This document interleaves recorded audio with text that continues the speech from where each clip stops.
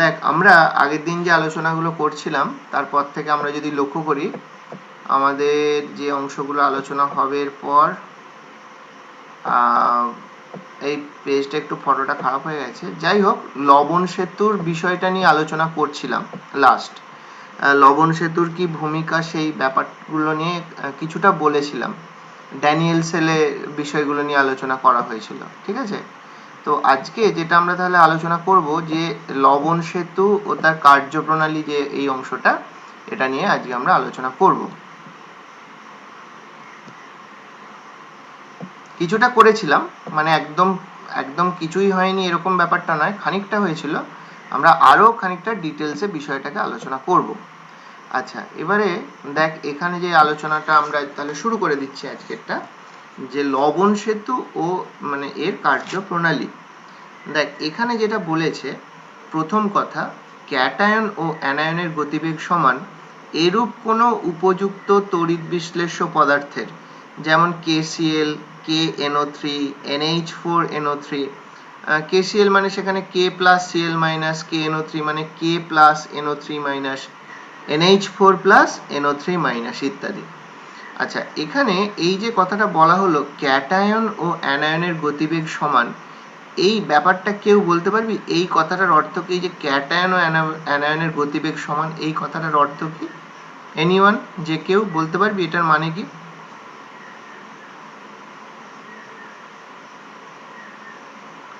আচ্ছা, আমি তাহলে একটু হেল্প করে দিচ্ছি, এটার মানেটা কি দেখ। ধরা না, গতিবেগ মানে এখানে ঠিক বিক্রিয়া করার প্রসঙ্গটা নয়, ঠিক আছে? আচ্ছা, আমি হ্যাঁ, বিক্রিয়ার হারই বলছি আমি, এটা ঠিক বিক্রিয়ার হারের প্রসঙ্গটা নয়, বুঝলি? এটা একটু একটু বিষয়টা অন্যরকম, তো সেটা আমি একটুখানি বলি। দেখ, আচ্ছা ধর আমাদের কাছে জলীয় দ্রবণ আছে, একটা জলীয় দ্রবণ তৈরি করেছি, Li প্লাস, Na প্লাস এবং K প্লাস, এই তিনটে ক্যাটায়ন জলীয় দ্রবণে আছে। আচ্ছা বলতো, এই যে ক্যাটায়ন গুলো, এরা ধর যখন ধর একটা কন্টেনারে আছে, একটা পাত্রের মধ্যে আছে, তো তার মধ্যে এখানে জলীয় দ্রবণ আছে। ধর প্রথমে আমরা এই জলীয় দ্রবণে কি করেছি, ওই Li প্লাসটাকে, এটা এটা ধর জলীয় দ্রবণ, এই জলীয় দ্রবণের মধ্যে আমরা ওই Li প্লাসটা যেটা দেখছিস, সেই Li প্লাসটাকে এর মধ্যে আমরা রেখেছি। প্লাস মানে লিখলাম মানে Li প্লাস। এবারে দেখ, এবার সঙ্গে শুধু শুধু কি আর প্লাস থাকবে? অবভিয়াসলি নট, এর সঙ্গে কোনো না কোনো মানে নেগেটিভ পার্ট এরকমও থাকবে। তো যাই হোক, মানে কোনো অ্যানায়নও থাকবে, যেমন ক্যাটায়নও থাকছে, অ্যানায়নও থাকছে। এইবারে দেখ, এটাই ধর দুটো আমরা তড়িৎদ্বার যোগ করেছি, একদিকটা প্লাস একদিকটা মাইনাস, এরকম দুটো তড়িৎদ্বার যোগ করেছি। করে আমরা যদি তড়িৎ চালনা করি, তাহলে বলতো এই যে Li প্লাস গুলো কোন দিকে যাবে? প্লাস যে তড়িৎদ্বার বা মাইনাস কোন দিকে যাবে বলতো? মাইনাসের দিকে, এই দিকে মুভ করবে। তাহলে এই যে মুভ করার যে গতিবেগটা, কত দ্রুত মুভ করবে, ঠিক আছে? কতটা দ্রুত মুভ করবে, সেই মুভমেন্টের মানে সেইটাকেই এখানে ধরা হচ্ছে গতিবেগ হিসাবে। কথাটা বুঝতে পারলি? যে কতটা দ্রুত মুভ করতে পারে, সেইটাকেই বলা হচ্ছে। এবারে আমরা একটা ব্যাপার দেখব, যে Li প্লাস একবার নিলি, একবার Na প্লাস নিলি, একবার K প্লাস নিলি, দেখবি তিনজনের মুভ করার যে স্পিডটা বা গতিবেগটা, সেটা কিন্তু ইকুয়াল নয়, ঠিক আছে? তিনজন এখানে আছে, তিনজন যে তিনটে যে এখানে আমরা দেখতে পেলাম, যে ক্যাটায়ন তিনটে আলাদা আলাদা করে নিয়ে পরীক্ষাটা করছি, তিনজনের মুভ করার স্পিডটা কিন্তু সমান নয়, কারো ধীরে ধীরে, কারো দ্রুত গতিতে। এবং এই প্রসঙ্গে বলে দিই, যে জলীয় দ্রবণের মধ্যে চলাচলের যে গতিবেগ, সেটা Li প্লাস যেটা, তার সবচেয়ে কম, তার থেকে বেশি Na প্লাসের, এবং তার থেকে বেশি K প্লাসের। তাহলে এইটা হচ্ছে তাদের জলীয় দ্রবণে তাদের যে গতিবেগটা, সেটা। তো এইটা কি বলা হচ্ছে দেখ, এই যে মানে জলীয় দ্রবণের মধ্যে দিয়ে যে চলাচল করার গতিবেগ, এই চলাচল করার গতিবেগটা কিন্তু বলছে কিরকম আমাদের তড়িৎ বিশ্লেষ্য চয়েস করতে হবে না, যার ক্যাটায়নের গতিবেগ ও অ্যানায়নের গতিবেগ, অর্থাৎ ধর K প্লাস Cl মাইনাস, এই দুজনের ওই জলীয় দ্রবণের মধ্যে দিয়ে চলাচল করার গতিবেগ সমান বা প্রায় সমান। K প্লাস NO3 মাইনাস, এদের ক্ষেত্রটাও তাই, NH4 প্লাস NO3 মাইনাস, এদের ক্ষেত্রটাও তাই। তাহলে এইরকম ধরনের কিন্তু আমাদের তড়িৎ বিশ্লেষ্যকে চয়েস করতে হবে যাদের ক্যাটায়নের মুভমেন্ট স্পিড অ্যানায়নের মুভমেন্ট স্পিড ইকুয়াল। বুঝতে পারলি কিনা আমাকে বল এই পর্যন্ত? প্রত্যেকে বোঝা গেল প্রত্যেকে? ঠিক আছে। আচ্ছা, এবারে বলছে এই সমস্ত নেওয়া হবে, এদের গাঢ় দ্রবণে সামান্য পরিমাণ এগার এগার মিশ্রিত করে উত্তপ্ত করার পর দ্রবণটিকে একটি ইউ আকৃতির কাঁচের নলের মধ্যে ঢেলে শীতল করলে দ্রবণটি জেলির মতো জমে যায়। এইভাবে প্রাপ্ত সিস্টেমটিকে সল্ট ব্রিজ, ইংরেজিতে, বাংলায় লবণ সেতু বলা হচ্ছে। সল্ট ব্রিজ, বাংলায় বলা হচ্ছে লবণ সেতু। ওকে, তো বিষয়টা এবারে তাহলে লক্ষ্য কর। সরি, ওইখানটা বলছিলাম, এই যে এখানটায় এই এগার এগার বিষয়টা কি? এই এগার এগারটা হচ্ছে একটা ওই মানে এক ধরনের, মানে যেমন বাড়িতে কি বলবো রে, এটা কিসের মতো জানিস তো, অনেকটা দেখতে মানে পোস্তর দানার মতো ছোট ছোট, আর এটাকে নিয়ে যদি জলীয় দ্রবণে ডাস্টের মতো, বুঝেছিস খানিকটা। দেখবি বাড়িতে বড়রা যা দেখবি অনেক সময় ইসব গুলের ভুসি খায়, তো ইসব গুল ওই যে খায় না, ওইটা যেমন দেখতে ওই টাইপেরই এগার এগার গুলোকে খানিকটা ওরকম ডাস্ট টাইপের দেখতে হয়, ওই টাইপের দেখতে। ওটাকে নিয়ে কি রকম পদ্ধতিটা একটুখানি তোদেরকে আমি আলোচনা করে দিচ্ছি, তোদের সঙ্গে আলোচনা করছি কিরকম মানে এটাকে কিভাবে নেওয়া হয় বা কিভাবেই বা সল্ট ব্রিজটা তৈরি করা হয় সেইটা দেখ। এইরকম টাইপের একটা কি করা হয় না, এরকম টাইপের একটা ইউ আকৃতির এরকম একটা কাঁচের নল নিয়ে নেওয়া হয়, যেটা বাঁকা আছে মাঝখানে অবশ্যই, এবং দুদিকটাই যা খোলা, দুদিকটাই ওপেন, ঠিক আছে, এরকম একটা সিস্টেম নেওয়া হয়। এইবার এখানে কি করা হয়, এই যে সিস্টেমটা নেওয়া হলো, এবারে ধর আরেকটা ধর বিকার নিলি, এরকম একটা বিকার নিয়ে নিলি এরকম টাইপের। তো এই বিকারের মধ্যে কি হলো, প্রথমে ধর ওই আগার আগার যেটা, সেই আগার আগারটা নিয়ে নিলি, তার মধ্যে খানিকটা জল মেশালি, এবং ওই যে উপযুক্ত তড়িৎ বিশ্লেষ্য যেগুলোর কথা উল্লেখ করা হয়েছে, যেমন NH4NO3 এরকম যে মানে যেটা যেমন উল্লেখ করা হয়েছে, সেই রকম তড়িৎ বিশ্লেষ্য তার যথেষ্ট পরিমাণ এর মধ্যে লবণটাকে মিশিয়ে নেওয়া হলো। মিশিয়ে নেওয়ার পর এই সমগ্র সিস্টেমটাকে, যেখানে এগার এগার আছে, যেখানে এরকম ধরনের উপযুক্ত লবণ আছে এবং তার সঙ্গে জল আছে, এই পুরো সিস্টেমটাকে কি করা হবে, তার জালির উপর বসিয়ে সেটাকে কি করা হবে না, নিচ থেকে বুনসেন বার্নার দিয়ে এটাকে উত্তপ্ত করা হবে। বুনসেন বার্নার দিয়ে উত্তপ্ত করলে প্রথমে এই যে এগার এগারটা দেখছিস, সেটা কি হবে, সেটা কিন্তু কঠিন অবস্থায় থাকবে না, জলের সঙ্গে একটা স্বচ্ছ টাইপের দ্রবণের মতো হয়ে যাবে আপাতভাবে, এবং তার সঙ্গে তো অ্যামোনিয়াম নাইট্রেট বা পটাশিয়াম ক্লোরাইড যেগুলোই নেওয়া হোক, সেগুলো এর মধ্যে দ্রবীভূত অবস্থায় থাকবে।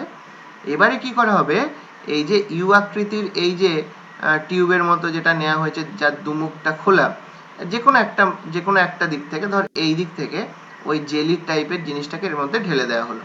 তো এইবার যদি জেলি টাইপের জিনিসটাকে এর মধ্যে ঢেলে দেওয়া হয়, তাহলে বুঝতেই পারছিস ওটা কি করবে, এই দিক থেকে ভর্তি হবে, এই দিকগুলো ভর্তি হতে হতে এই দিকটা পুরোটা সমোচ্চশীলতার যে ধর্ম, তরলের যে সমোচ্চশীলতার ধর্ম, সেই সমোচ্চশীলতার ধর্মের কারণে দুদিকটা এরকম ভাবে ফিল আপ হয়ে যাবে, এদিকটাও হয়ে যাবে, আবার দেখতে পাবো যে এই দিকটাও ফিল আপ হয়ে যাবে, এরকম একটা বিষয় তৈরি হবে।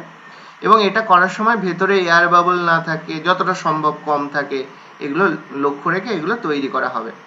এইবার গরম অবস্থায় এইটা যে তৈরি হলো, এটাকে যদি আমরা রেখে দিই বা যদি ফ্রিজের ব্যবস্থা থাকে ফ্রিজের মধ্যে ভরে দিই, তাহলে কি হবে, আস্তে আস্তে এটা জমে যাবে, এবং জমে যাবে মানে কিন্তু একদম জমে কঠিন হবে না, জেলির ন্যায় হয়ে থাকবে।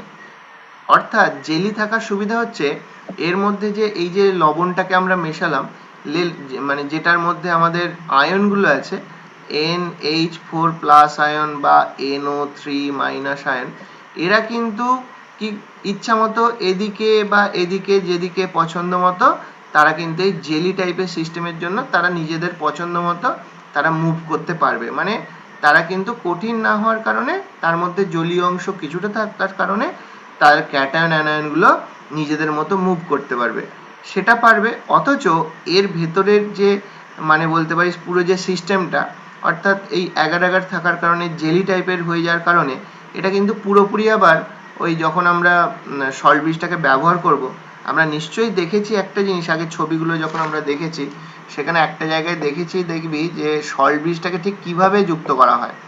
দেখ ড্যানিয়েল সেলে আমরা যখন দেখেছি, দেখ এইখানে যে সল্ট ব্রিজটাকে যুক্ত করা হয়েছে এটাকে অ্যাকচুয়ালি উল্টে যোগ করা হয়েছে। তাহলে যদি এর ভেতরে শুধুমাত্র তরল থাকতো তাহলে তরলটা দ্রুত এখানে বেরিয়ে আসতে পারতো বা এখানে বেরিয়ে আসতে পারতো, কিন্তু এখানটা ওই জেলির ন্যায় থাকায় এগুলো কিন্তু সহজে বেরিয়ে আসবে না, অথচ তার মধ্যে থাকা আয়নগুলো তারা কিন্তু বেরিয়ে আসতে পারবে, এরকম একটা ব্যাপার এখানে ঘটে। আচ্ছা, আরো একটা বিষয় এখানে যেটা বলার আছে বলি, যে লবণ সেতু, যেমন এখানে পটাশিয়াম ক্লোরাইড দিয়ে যে লবণ সেতুটা তৈরি করা হয়েছে, একটা লবণ সেতু কিন্তু আমরা দীর্ঘকাল ব্যবহার করতে পারবো না। আমরা আগের দিন যখন এইটা নিয়ে আলোচনা করেছিলাম, ড্যানিয়েল সেল নিয়ে আলোচনা করেছিলাম, তখন একটা বিষয় সেখান থেকে আমাদের এসেছিল যে ড্যানিয়েল সেলে কিন্তু উপস্থিত যে মানে ড্যানিয়েল সেলটা যে আমরা দেখতে পাচ্ছি, সেই ড্যানিয়েল সেলে আমাদের এই দিকে অর্থাৎ জিঙ্কের দণ্ড যেদিকে আছে, যেদিকে জিঙ্ক সালফেট দ্রবণ আছে, সেদিকে কিন্তু Cl- গুলো কন্টিনিউয়াসলি বেরিয়ে আসছিল, আর এদিকে K+ গুলো কন্টিনিউয়াসলি বেরিয়ে আসছিল। তাহলে ধীরে ধীরে এর মধ্যে K+ বা Cl- এর পরিমাণ এই সল্ট ব্রিজের মধ্যে কমতে থাকবে। তাহলে একটা সময়ের পরে গিয়ে কিন্তু দেখা যাবে যে সল্ট ব্রিজটা ভালো আর কাজ করছে না, তখন সেটাকে রিপ্লেস করতে হবে, নতুন সল্ট ব্রিজ তার জায়গায় দিতে হবে, এবং এর মধ্যে থেকে আগার আগার জেলিটাকে গরম করে বের করে নিয়ে আবার নতুন করে সল্ট ব্রিজটাকে তৈরি করতে হবে কাজের উপযুক্ত করার জন্য। দেখ সকলে বুঝতে পারলি কিনা যে পর্যন্ত আলোচনা করলাম? আচ্ছা, বাকিরা সকলে বুঝতে পেরেছিস যে আগার আগার যে জেলির কি কাজ বা পুরো লবণ সেতুটার কি কাজ ইত্যাদি? ঠিক আছে, আচ্ছা। আর কেউ কিছু কোশ্চেন করলে করতে পারিস। হ্যাঁ বল, আরেকবার বুঝিয়ে দিলে? কোনটা, কোন অংশটা? পুরোটা মানে পরে এলি নাকি? না সেটা আর বললে তুই পরে দেখে নিবি, একটা অংশ হয়ে গেছে, আবার রিপিট করবো বল? আচ্ছা হুম, আচ্ছা দেখ, লবণ সেতুতে ব্যবহৃত তড়িৎ বিশ্লেষের প্রয়োজনীয় মানে বৈশিষ্ট্যগুলি হলো, 1 নম্বর হচ্ছে যে তড়িৎ বিশ্লেষ্য পদার্থের ক্যাটায়ন ও অ্যানায়নের গতিবেগ প্রায় সমান হতে হবে। এটা আগেই বলা হয়েছে যে ক্যাটায়ন ও অ্যানায়নের গতিবেগ সমান এটা হবে, সেরকম তড়িৎ বিশ্লেষ্যগুলোকেই কিন্তু আমরা এখানে চয়েস করব। এখন ব্যাপারটা হচ্ছে যে গতিবেগ আলাদা হলে কি সমস্যা হতে পারে। দেখ, গতিবেগ আলাদা হলে যে সমস্যাটা হতে পারে, যেটা আমরা এখানে দেখ একটু আগে যে সল্ট ব্রিজের ব্যবহারটা দেখেছিলাম, যে আগের দিনও আলোচনা করছিলাম, দেখ এই যে সল্ট ব্রিজটা এখানে ব্যবহার করা হয়েছে, যেখানে K+ Cl- আছে, আমরা দেখছি এই সল্ট ব্রিজ থেকে যে Cl- তৈরি হবে, সেই Cl- এই জিঙ্ক সালফেট বা জিঙ্ক দণ্ড যেদিকে আছে সেদিকে বেরোবে, আর কপার সালফেট কপার যেদিকে আছে সেদিকে K+ বেরোবে। এবার দেখ, যদি ক্যাটায়ন ও অ্যানায়নের যে মুভমেন্টের যে স্পিড বা গতিবেগটা সমান না হয়, ধর অ্যানায়নের গতিবেগ বেশি, তাহলে অ্যানায়ন দ্রুত এদিকে আসার চেষ্টা করবে আর ক্যাটায়ন এদিকে ধীরে ধীরে আসবে। তাহলে কি হবে, এদের গতিবেগ দুটো আলাদা হওয়ার কারণে পুরো সেলটার মধ্যে যে স্বতঃস্ফূর্ততা বা বলতে পারি যে সেল রিয়াকশনের যে স্বতঃস্ফূর্ততা, সেটা এদের গতিবেগ আলাদা হয়ে যাওয়ার কারণে ব্যাহত হবে। অর্থাৎ সেল রিয়াকশনের যে মেন রিয়াকশনগুলো, যে জারণ বিক্রিয়া এখানে চলছে বা এখানে যে বিজারণ বিক্রিয়া চলছে, এই বিক্রিয়াগুলো তো নিজেদের মতো সংঘটিত হতে গিয়ে বাধা পাবে, যেহেতু যথেষ্ট সংখ্যক ক্যাটায়ন বা অ্যানায়নের সাপ্লাই পাবে না, তাদের গতিবেগ আলাদা হয়ে গেলে এই ঘটনাটা ঘটবে, কিন্তু গতিবেগ সমান থাকলে এই সমস্যাটা তৈরি হবে না। তো এই কারণেই ক্যাটায়ন আর অ্যানায়নের গতিবেগটাকে ইকুয়াল থাকতে হবে, সেরকমই আর কি বিষয়টা, সেরকমই আমরা তড়িৎ বিশ্লেষককে চয়েস করব। আচ্ছা, তারপরে চলে ব্যবহৃত তড়িৎ বিশ্লেষ্যটি কোষ বিক্রিয়ায় অংশগ্রহণ করবে না। অর্থাৎ আমরা যে সেলে, এটা যেমন ড্যানিয়েল সেলের উদাহরণটা দেখালাম, অন্য কোনো সেলে এমন কোনো হয়তো আমরা দেখতে পাচ্ছি যেখানে হয়তো কোষ বিক্রিয়ায় অ্যামোনিয়াম আয়ন আছে, একটা কোনো বিশেষ ক্ষেত্রে দেখা গেল কোষ বিক্রিয়াতে অ্যামোনিয়াম লবণ আছে, সেক্ষেত্রে আমরা কিন্তু অ্যামোনিয়াম নাইট্রেট আছে এরকম কিন্তু লবণ সেতু সেক্ষেত্রে ব্যবহার করব না, কারণ সেক্ষেত্রে অ্যামোনিয়ামটা নিজেই কিন্তু, অ্যামোনিয়াম আয়নটা নিজেই কোষ বিক্রিয়ায় অংশগ্রহণ করে। তাহলে এরকম কিন্তু আমরা মানে কোনো কিছু নেব না, ঠিক আছে। যেটা কোষ বিক্রিয়া অংশগ্রহণ করছে যে ক্যাটায়নগুলো বা অ্যানায়নগুলো, আবার সেটা সল্ট ব্রিজেও আছে, এরকম কোনো কিছুকে আমরা লবণ সেতু হিসাবে, লবণ সেতুতে যে লবণটা নেব তাতে ব্যবহার করব না। এই দুটোই বলা হয়েছে এখানে। ঠিক আছে, এই পর্যন্ত সবার কাছে ক্লিয়ার বিষয়টা? আচ্ছা, এবারে চলে আসি লবণ সেতুর কাজ। লবণ সেতুর কাজ হচ্ছে দুটি অর্ধকোষের দ্রবণের মধ্যে সংযোগ স্থাপন করা। আমরা ড্যানিয়েল কোষে দেখেছি যে একদিকে জিঙ্কের জিঙ্ক পার্টটা আছে। আচ্ছা, অর্ধকোষ বিষয়টা একটুখানি বলে দিই আমি, তাহলে ছবিটা আরেকবার যাচ্ছি। অর্ধকোষ মানে বিষয়টা কি বলে দিই, এই চিত্রটা দেখ আরেকবার। এখানে দেখ, আমরা দেখছি যে একটা যে এখানে যে ড্যানিয়েল সেল বা ড্যানিয়েল কোষের যে এখানে বিষয়টাকে আলোচনা করা হয়েছে, এই ড্যানিয়েল সেলের এইদিকে জিঙ্কের দণ্ড আর জিঙ্ক সালফেট দ্রবণ আছে, আবার এদিকে দেখ কপার এবং কপার সালফেটের দ্রবণ আছে। এখন এই দুটো মিলে কিন্তু আমাদের টোটাল সেলটা, ঠিক আছে, এই দুটো মিলে টোটাল সেলটা। তাহলে এই দুটোর মধ্যে যদি আমি শুধু এইটুকু পোর্শনকে ধরি, এই দিকটাকে, এটাকে আমরা বলবো একটা অর্ধকোষ। আবার যদি এই দিকটাকে আমরা শুধুমাত্র ধরি, তাহলে বলবো এই দিকটাকে আর একটা অর্ধকোষ। তাহলে দুটো অর্ধকোষ মিলে একটা পূর্ণ কোষ তৈরি হয়, যেটা থেকে আমরা কিন্তু তড়িৎ শক্তি পেতে পারি। কথাটা বুঝতে পারলি? দুটো অর্ধকোষ মিলে একটা পূর্ণ কোষ তৈরি হয়, যেটাতে আমরা বাইরে এই যে সার্কিট মানে তো বৈদ্যুতিক তার যোগ করে আমরা কি করতে পারি, বাইরে থেকে আমরা তড়িৎ প্রবাহ পেতে পারি, সেটাকে কাজে লাগাতে পারি। ঠিক আছে, তাহলে এরকম দুটো অর্ধকোষের সমষ্টি কিন্তু হচ্ছে একটা পূর্ণকোষ। এবার এই যে দুটো অর্ধকোষ, তার মধ্যে আমরা দেখছি যেটা জিঙ্কের যে পোর্শনটা এদিকে আছে, জিঙ্কের দণ্ডটা যেখানে আছে, যেখানে জিঙ্ক সালফেট আছে, সেটাই যেহেতু জারণ বিক্রিয়া সংঘটিত হচ্ছে, তাই এর নামটা কি অর্ধকোষ দেয়া যেতে পারে বলতো? যেদিকে জারণ প্রক্রিয়া, একদম ঠিক, জারণ অর্ধকোষ। এবং যেটা ডান দিকে আছে সেটাকে আমরা বিজারণ অর্ধকোষ এই নামটা দিতে পারি। তাহলে একটা কোষ কিন্তু এরকম জারণ আর বিজারণ বিক্রিয়ার সমষ্টি। অনেক ক্ষেত্রেই জারণ অর্ধকোষ, বিজারণ অর্ধকোষ আলাদা আলাদা ভাবে, মানে দুটো ভিন্ন পাত্রে সৃষ্টি করা হয় বা তৈরি করা যেতে পারে। কিন্তু কিছু ক্ষেত্রে আবার একই পাত্রেও জারণ এবং বিজারণ দুটো পোর্শন একই পাত্রের মধ্যে, অর্থাৎ একই দ্রবণেও থাকতে পারে। আমরা তার উদাহরণ পরেই দেখব, কিন্তু বেশিরভাগ ক্ষেত্রেই তারা সেপারেট হয়। ঠিক আছে, বেশিরভাগ ক্ষেত্রেই সেপারেট হয়। আচ্ছা, এবার তাহলে কি দেখতে পেলি, যে এই যে দুটো অর্ধকোষ আছে, এই দুটো অর্ধকোষের মধ্যে সংযোগ স্থাপনের কাজটা এই লবণ সেতু করেছে। কারণ লবণ সেতুটা যদি আমরা এখান থেকে তুলে নিই, তাহলে কিন্তু আমরা আগের দিন আলোচনা করেছিলাম যে তড়িৎ প্রবাহ এদিক থেকে যেমন এদিকে হচ্ছে আউটার সার্কিটে, তেমন আবার যদি এদিকে লক্ষ্য করি, তাহলে ক্যাটায়নের মুভমেন্টটাকে যদি লক্ষ্য করি, ক্যাটায়নের মুভমেন্ট কিন্তু এদিক থেকে এদিকে। সুতরাং সেক্ষেত্রে কিন্তু একটা টোটাল সার্কিট কমপ্লিট হচ্ছে। এই সার্কিটটা যদি না কমপ্লিট হয়, তাহলে কিন্তু একটা সেল চলতে পারে না স্বতঃস্ফূর্তভাবে। তার মধ্যে যে সেল রিঅ্যাকশনটা আছে সেটা স্বতঃস্ফূর্তভাবে চলবে না। ঠিক আছে, তো এইটা হচ্ছে তাহলে এই যে সংযোগ স্থাপনের যে কাজটা বলা হলো, সেই সংযোগ স্থাপনের কাজ মানে এইটা, মানে কমপ্লিট সার্কিট তৈরি করতে কাজে লাগে। 2 নম্বর, অর্ধকোষ দুটি দ্রবণকে তড়িৎ নিরপেক্ষ থাকতে সাহায্য করা। এটা নিয়ে আজকে আর ডিটেলস আলোচনা করব না, গতদিন আলোচনা করেছি যে একদিকে কে প্লাস, একদিকে সেল মাইনাস, যে উদাহরণ আমরা ড্যানিয়েল সেলে পড়েছিলাম, তারা নির্গত হয়ে দুদিকের দ্রবণটাকে নিউট্রাল অর্থাৎ তড়িৎ নিরপেক্ষ থাকতে সাহায্য করছে দুদিকে। আচ্ছা, 3 নম্বর পয়েন্ট হচ্ছে লবণ সেতুর উপস্থিতিতে একটি অর্ধকোষের তড়িৎ বিশ্লেষ্য দ্রবণ অন্য অর্ধকোষের দ্রবণের সঙ্গে মিশে যেতে পারে না, দুটো আলাদা থাকে। তো এটাও একটা সুবিধা ব্যবহার করার লবণ সেতু। এই 3টে পয়েন্ট এখানে উল্লেখ করা তাহলে আছে।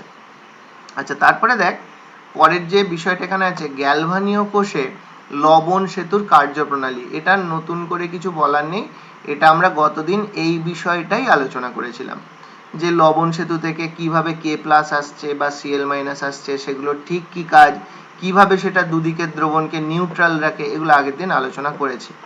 আচ্ছা, এই পেজের ছবিটা একটুখানি গন্ডগোল হয়ে গেছে, মোটামুটি বোঝার মতো, যে একটুখানি এই ছবিটা দেখলেই এখানে হবে।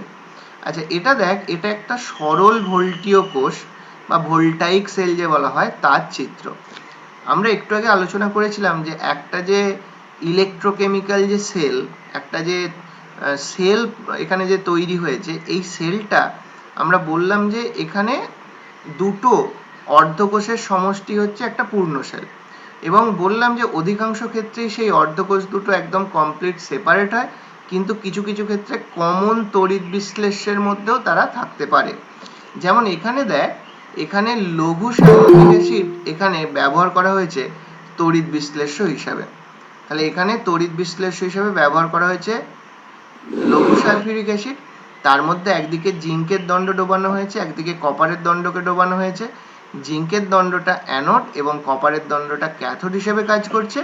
এবং আগের বারের মতোই যদি একটা আমরা বাইরে থেকে সার্কিট বা একটা ধর বৈদ্যুতিক তার দিয়ে দুটোর মধ্যে সংযোগ স্থাপন করি, তাহলে আমরা দেখব যে ক্যাথোড থেকে অ্যানোডের দিকে তড়িৎ প্রবাহ হচ্ছে, আর ইলেকট্রনের প্রবাহটা তার বিপরীতে এই ঘটনাটা ঘটবে, বা এরকম বিষয়টা আমরা দেখতে পাবো।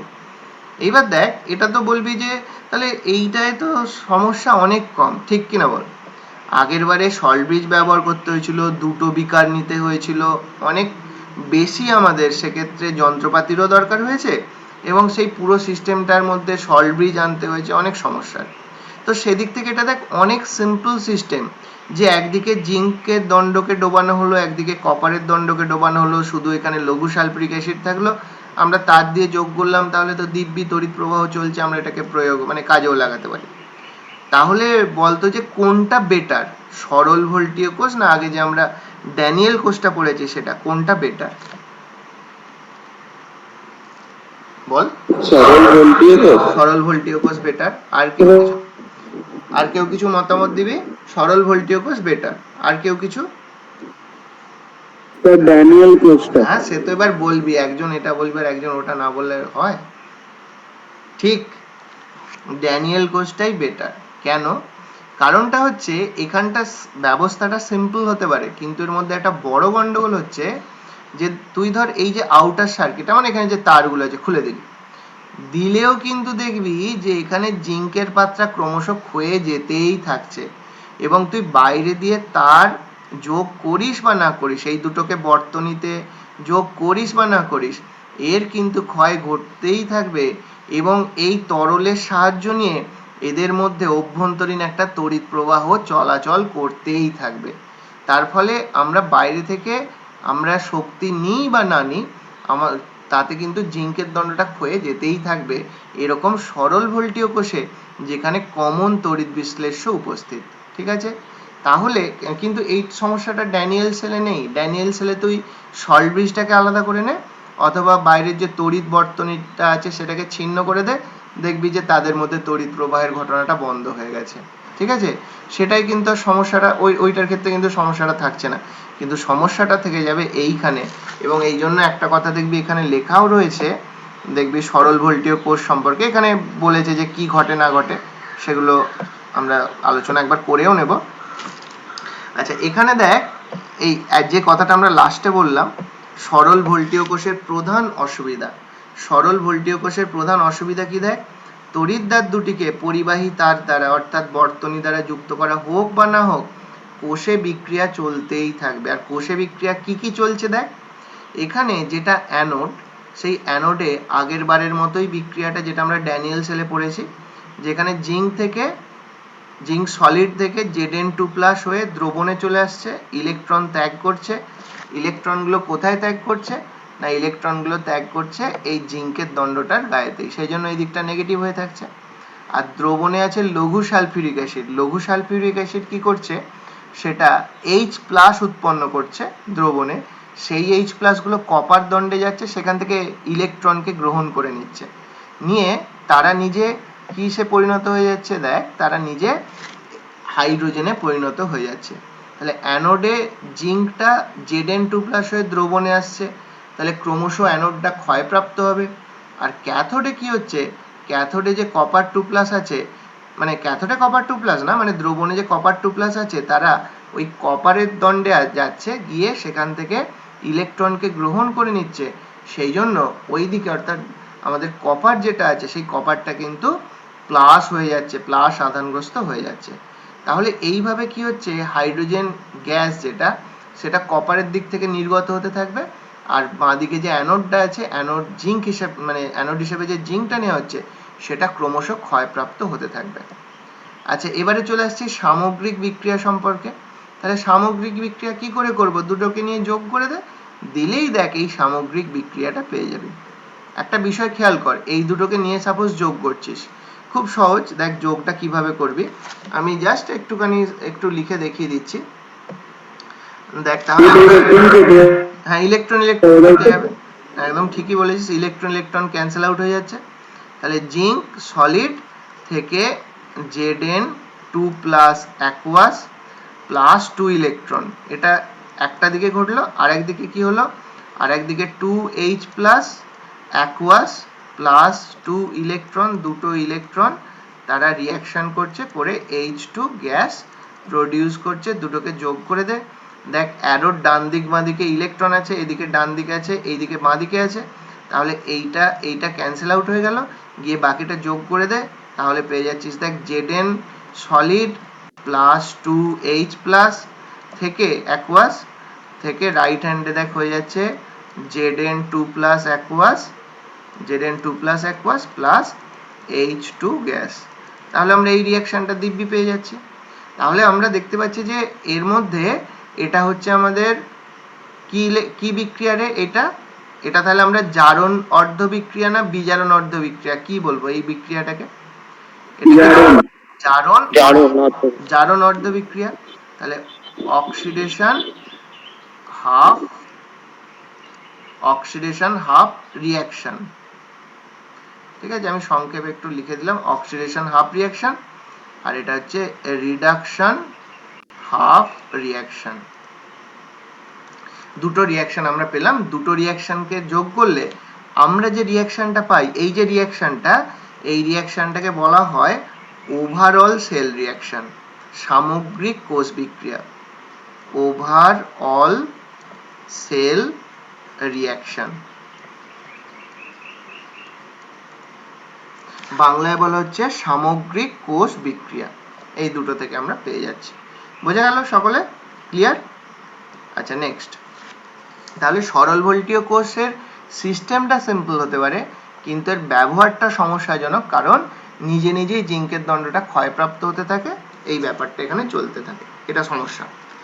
আচ্ছা, এবারে চলে আসি পরাবর্ত ও অপরাবর্ত তড়িৎ রাসায়নিক কোষ। পরাবর্ত ও অপরাবর্ত তড়িৎ রাসায়নিক কোষ।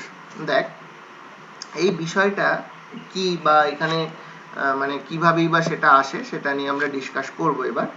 দেখ সেটা কিরকম বিষয়টা একটুখানি বলি, যে কোনো একটা কোষের মধ্যে যে কোষ বিক্রিয়া যে আমরা দেখলাম, এই যে এইমাত্র আমরা একটা কোষ বিক্রিয়া লিখলাম, এই কোষ বিক্রিয়াটা কি একমুখী নাকি উভমুখী, এটার উপর নির্ভর করে আমাদের কিন্তু একটা কোষকে পরাবর্ত বা অপরাবর্ত তড়িৎ রাসায়নিক কোষ বা ইলেকট্রোকেমিক্যাল সেল এটা নাম দেয়া হয়েছে।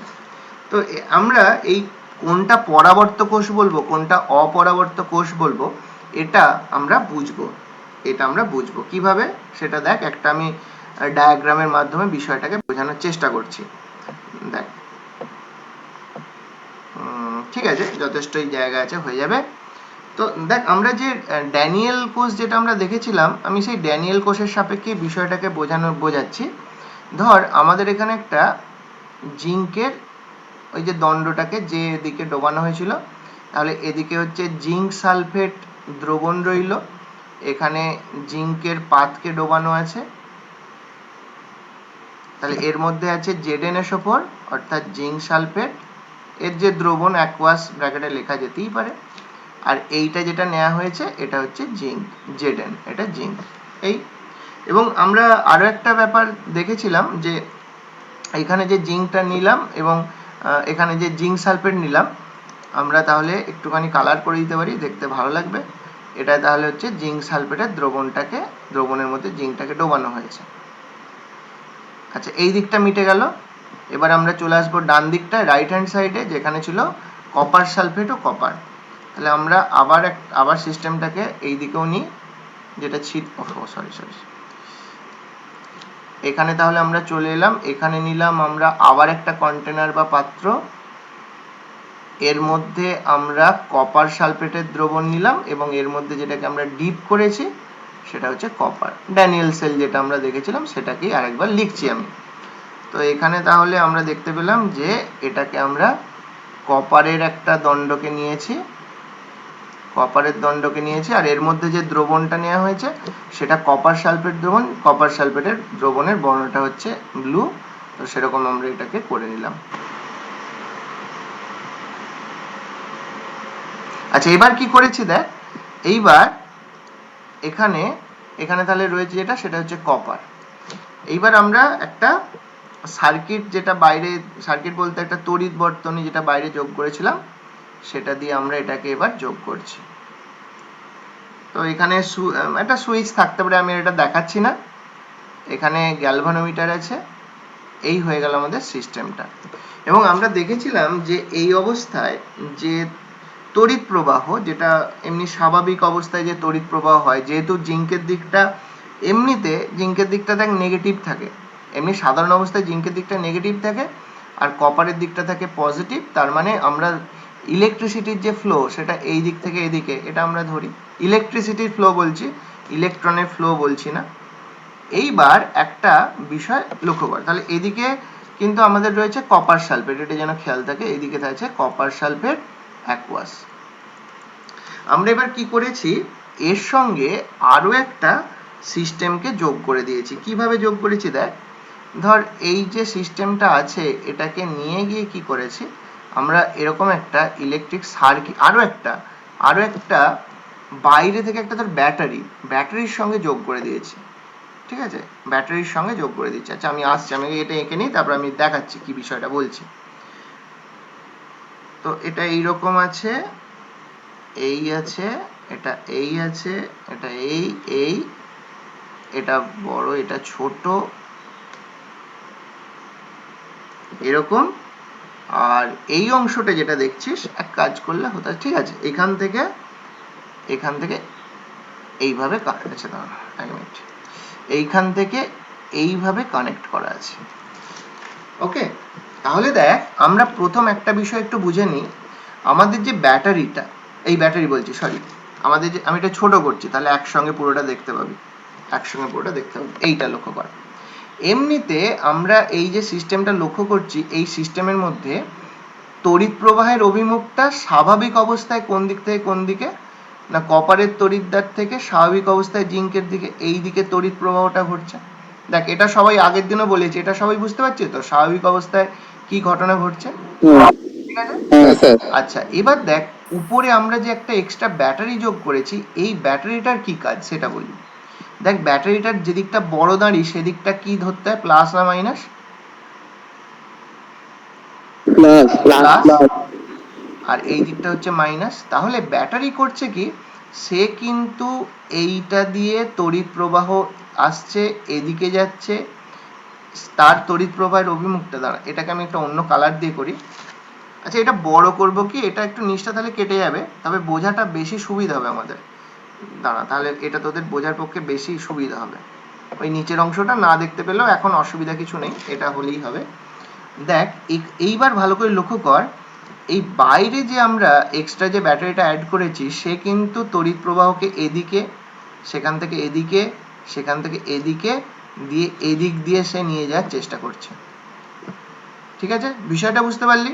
তাহলে এর কিন্তু অভিমুখটা কিন্তু আমাদের ব্যাটারিটা যে অভিমুখে কাজ করে, এর কিন্তু কাজ হচ্ছে তার রিভার্সে নিয়ে যাওয়া। ঠিক আছে, তড়িৎ প্রবাহটাকে তার রিভার্সে নিয়ে যাওয়া। অর্থাৎ একটা যদি ব্যাটারিটাকে আমরা কি করি, ব্যাটারিটাকে কোনো কাজ না করতে দিতে, ধর এখানটা আমরা কাট করে দিলাম, তখন কিন্তু ব্যাটারির যে তড়িৎ প্রবাহ যেগুলো সেগুলো কিন্তু বন্ধ হয়ে যাবে। তো সেক্ষেত্রে সেটা একটা সিম্পল, যখন এই যে সেলটা সেটা নিজের মতো কাজ করতে থাকবে, এরকম অবস্থা নিজের মতো কাজ করতে থাকবে। কিন্তু যেই মাত্র এই ব্যাটারিটাকে কানেক্ট করে দিবি, তখন কিন্তু তিনটে সিচুয়েশন তৈরি হতে পারে। কি কি সিচুয়েশন? সেই তিনটে সিচুয়েশন কি কি না, এই তিনটে সিচুয়েশন এবারে আমরা এখানে দেখব। এইখানে কি কি সিচুয়েশন হতে পারে এখানে লক্ষ্য কর। একটা হচ্ছে পরীক্ষাধীন গ্যালভানীয় কোষের বিভব। দেখ আমরা জানি বিভব প্রভেদ এই বিষয়টা থাকলে তবেই কিন্তু কি হবে, তড়িৎ প্রবাহের ঘটনাটা ঘটবে। এটা আমরা ক্লাস 10এই পড়েছি। তাহলে গ্যালভানীয় কোষটাও যে চলছে, সেই কোষের যে বিভব সেটাকে আমরা ই বলে ধরলাম, আর বহিস্থ উৎসের যে বিভব সেটাকে ই প্রাইম হিসাবে ধরলাম। দেখ আমরা তাহলে এই যে চিত্র অনুযায়ী কোষের বিভবটা হচ্ছে, কোষটা যে বিভবে চলছে সেটাকে ই দিয়ে, আর এই যে আমাদের বাইরে যে আমরা এক্সটার্নাল আর একটা যে সার্কিটকে মানে ব্যাটারিকে ধর লাগিয়েছি, সেটা তার বিভবটাকে ই প্রাইম দিয়ে আমরা প্রকাশ করছি।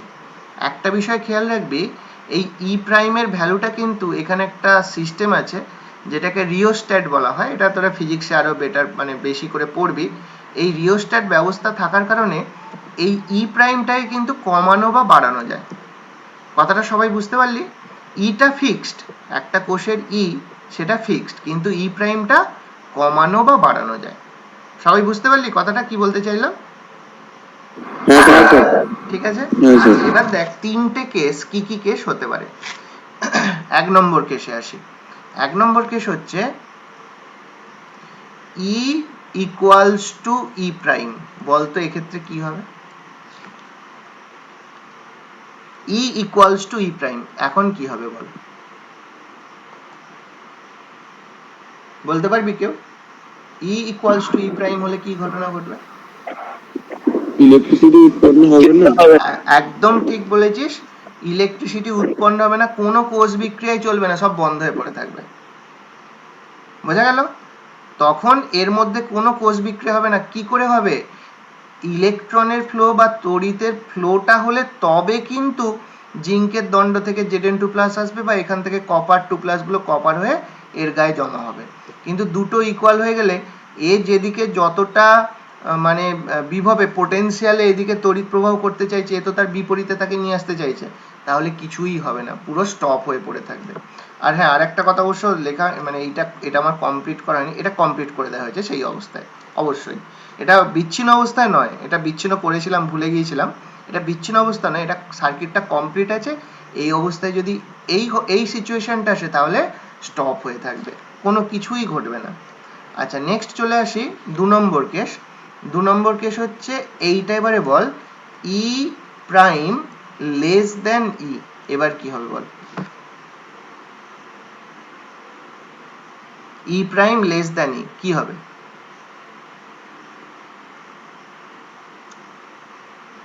বল বল দেখি কে পারিস। অর্থাৎ যে বাইরে থেকে যে বাইরের যে একটা উৎসকে যোগ করেছি, তড়িৎ উৎসকে, তার যে বিভবটা সেটা কম আর কোষের বিভবটা বেশি, তখন কি হবে? তড়িৎ উৎপন্ন হবে। কোষটা স্বাভাবিকভাবেই চলবে, তড়িৎ উৎপাদন হবে, অর্থাৎ এখানে জিঙ্ক থেকে Zn2+ তারা দ্রবণেই আসতে থাকবে, আর কপার প্লাস গুলো যেগুলো দ্রবণে আছে তার থেকে কপারের দণ্ডে জমা হতে থাকবে, যেটা আগের দিন বলেছি স্বাভাবিক কোষটা চলবে। ঠিক আছে, এটা কোনো আর অন্যথা হবে না। এবার চলে আসছে, তাহলে বুঝতেই পারছিস আর একটা কেসই আমাদের পড়ে রইল, থার্ড একটা কেস পড়ে রইল। থার্ড কেসটা কি? থার্ড কেসটা তাহলে হচ্ছে ই প্রাইম গ্রেটার দেন ই, এবার কি হবে বল? ই প্রাইম তড়িৎ উৎপাদন হবে না, তড়িৎ উৎপাদন তো হবেই না, তার পাশাপাশি কি হবে জানিস? সমস্ত কোষ বিক্রিয়াগুলো রিভার্সে চলে যাবে।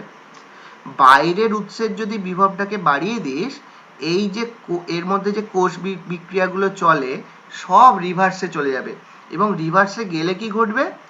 রিভার্সে গেলে যেটা ঘটবে, এই দিকগুলো সব চার্জগুলো উল্টে যাবে, একদিকের চার্জগুলো রিভার্স হয়ে যাবে, গিয়ে এই দিকটা প্লাস হয়ে যাবে আর এই দিকটা মাইনাস হয়ে যাবে। তখন কি কি বিক্রিয়া চলবে তাদের এগেনস্টে? তাদের এগেনস্টে যে বিক্রিয়াগুলো চলবে সেগুলো হলো যে এখানে যে Zn2+ আছে, এখানে যে Zn2+ আছে তারা বাধ্য হবে, দ্রবণে যে Zn2+ গুলো আছে তারা বাধ্য হবে ইলেকট্রন গ্রহণ করে জিঙ্কে পরিণত হয়ে এর গায়ে জমা হয়ে যেতে, এর গায়ে জমা হতে থাকবে। আর এদিকটা বাধ্য হবে যে এখানে যে কপার আছে সেই কপার কি করবে, সলিড আকারে যেটা এখানে দণ্ডে ছিল, তারা কপার 2+ হয়ে দ্রবণে আসতে বাধ্য হবে অ্যাকোয়াস, এবং তার সঙ্গে দুটো ইলেকট্রন ত্যাগ করবে। তো এই কারণে দেখ এদিকে ইলেকট্রন গ্রহণ পদ্ধতিটা শুরু হবে, এদিকে ইলেকট্রন বর্জনটা শুরু হবে, যেটা কোষটা স্বাভাবিক অবস্থায় যখন চলে তার ঠিক বিপরীতে গিয়ে এই কাজটা করে। বোঝা গেল? এবারে বলি কোনো একটা কোষের যদি এই ক্ষমতাগুলো থাকে, অর্থাৎ এই যে তিনটে কন্ডিশন দেখলি, এই যে তিনটে কন্ডিশন, এক্ষেত্রে সেলটা স্টপ হয়ে থাকবে, এক্ষেত্রে সেলটা স্বাভাবিকভাবে কাজ করবে, এক্ষেত্রে সেলটা তার স্বাভাবিক কোষ বিক্রিয়ার বিপরীতে গিয়ে কাজ করবে, এই তিনটে কন্ডিশন যদি কোনো সেল মেনে চলে তখনই তাকে আমরা পরাবর্ত কোষ বলবো। ঠিক আছে? ড্যানিয়েল কোষ কিন্তু একটা পরাবর্ত কোষ, কিন্তু আমরা যে আজকে সরল ভোল্টীয় কোষ পড়েছি সেটা কিন্তু অপরাবর্ত কোষ। তাকে আমরা যদি এরকম কন্ডিশনেও অ্যাপ্লাই করি, বিপরীত বিক্রিয়া কিন্তু তার ক্ষেত্রে ওইভাবে ঘটবে না। বিশেষ করে যখন ই প্রাইমটা গ্রেটার হয়ে যাচ্ছে, এটা কিন্তু মানে পরাবর্ত কোষ নয় এটা, কিন্তু আমরা যে আগে ড্যানিয়েল কোষ পড়েছি সেটা পরাবর্ত কোষ। দেখ আমার কথাগুলো বোঝা গেছে যেগুলো আমি বললাম? তাহলে এখানে আমাদের এইটাই আলোচনা আছে যে পরাবর্ত অপরাবর্ত ইলেকট্রোকেমিক্যাল সেল, এই যে অংশটা আমি বোঝালাম এটাকেই এখানে ছোট ছোট পয়েন্ট করে করে বিষয়গুলো বলেছে। ঠিক আছে? কারো কোনো কোশ্চেন থাকলে বলবি। পরাবর্ত কোষ অপরাবর্ত কোষ পর্যন্ত আজকে আমাদের আলোচনাটা হলো। কারো কোনো কোশ্চেন আছে কি? তাহলে বল, নাহলে আজকে ক্লাসটা এই পর্যন্তই থাকবে। সকলে ঠিক আছে? তাহলে এই পর্যন্ত তাহলে পড়বি তোরা, পরাবর্ত অপরাবর্ত কোষ অবধি পড়বি। তাহলে ঠিক আছে, আজকে এই পর্যন্ত।